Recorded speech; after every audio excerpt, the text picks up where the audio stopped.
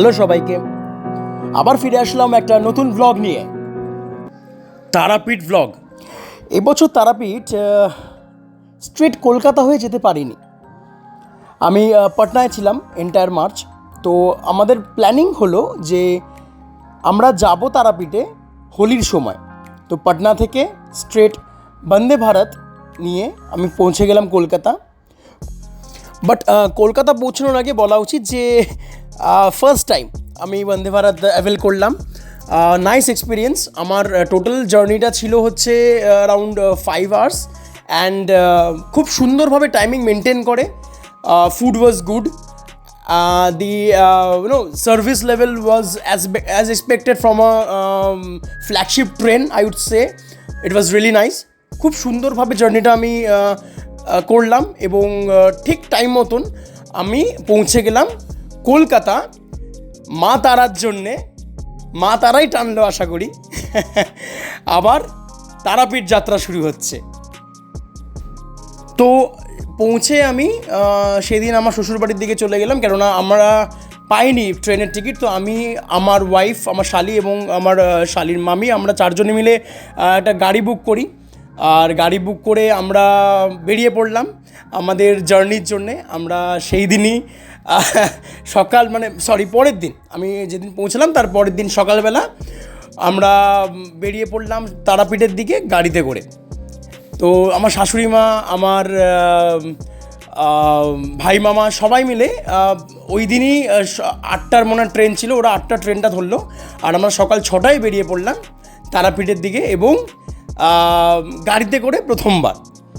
কেননা তারাপীঠ তো যেতে হবেই, be it by train or by road, কিছু করার নেই। ছুটি নিয়ে এসেছি 4 দিনের এবং এই 4 দিন বসে থাকিনি। মা তারার জন্য পুজো, ভান্ডারা, হোলি, একের পর এক প্রচুর অনুভূতি আপনাদের শেয়ার করতে থাকবো এই ব্লগটার থ্রু। দেখতে থাকুন। তো প্রথমে আমরা পৌঁছালাম, ফার্স্ট যেখানে আমরা রেস্ট নিলাম সেটা হচ্ছে শক্তিগড়। শক্তিগড়ে গিয়ে প্রথমত আমি তো চা পাগল একদম, তো চা ছাড়া তো আমার চলবে না। আর আমি গাড়িতেও আমরা ফ্ল্যাক্সি করলাম, চাটা নিয়ে কিছু বেরোয়নি। হালকা খাবার দাবার ছিল, সেটা খেতে খেতে খেতে খেতে আমরা শক্তিগড় অবধি পৌঁছে যাই। তো ওখানে পৌঁছে উই স্টার্টেড মানচিং। তো আমরা শক্তিগড়ে গিয়ে ওই ল্যাংচা মহল বা কী ছিল, ওখানে গিয়ে আমরা কিছু ল্যাংচা নিলাম এবং আমাদের জন্য না, পুরো এন্টায়ার টিমের জন্য, বিকজ আমরা তো 4জন গাড়িতে করে যাচ্ছিলাম, বাকিরা সবাই কিন্তু ট্রেনে। তো ট্রেনে যারা যাচ্ছে সবার জন্যে এবং আমাদের জন্য কিছু ল্যাংচা নিয়ে এবং আমরা কিছু চা আর স্ন্যাক্স খেয়ে আস্তে আস্তে বেরিয়ে পড়লাম তারাপীঠের দিকে।